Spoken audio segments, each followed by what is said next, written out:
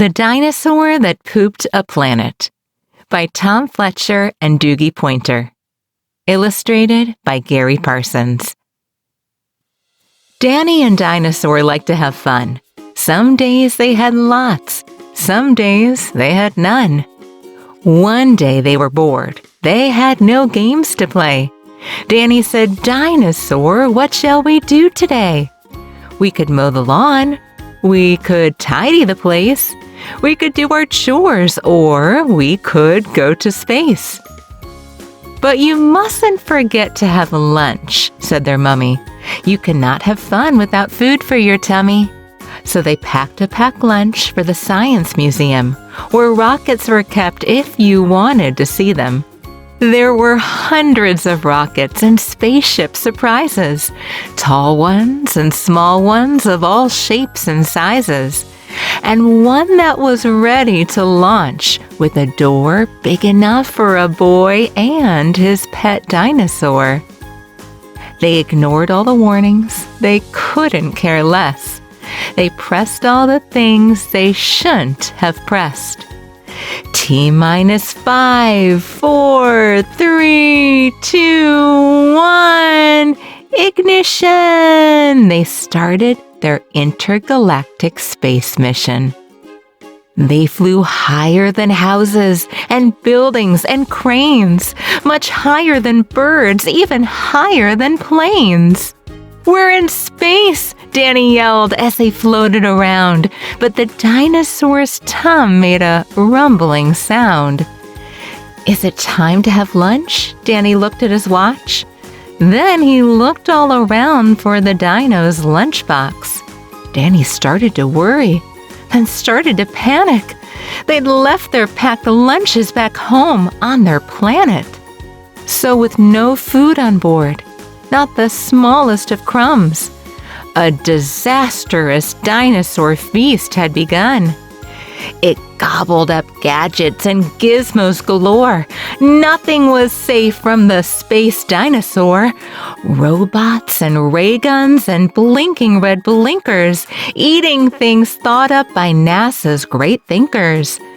The hyperdrive gamma reactor machine was swallowed along with the space tractor beam. It chewed and it chomped on the spaceship controls. The rocket was dotted with dino tooth holes. Inside it was bare. The spaceship was empty. Outside there were more things to eat. There was plenty. It broke down the door with a cool ninja chop. Out in space, dinosaurs are much harder to stop.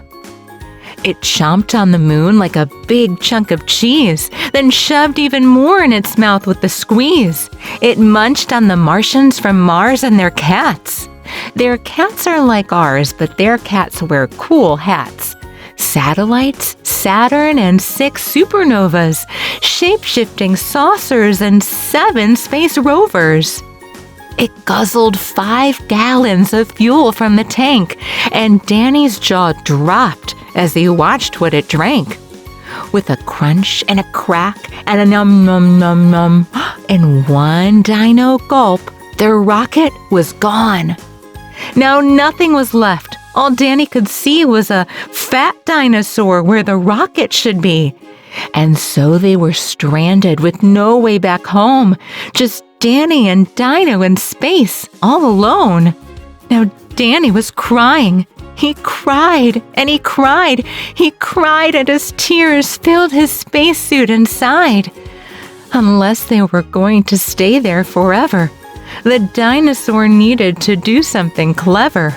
With the feeling of guilt deep down in its gut, its brain brewed a plan involving its butt. It knew there was only one thing it could do. To get them back home, it needed to poo.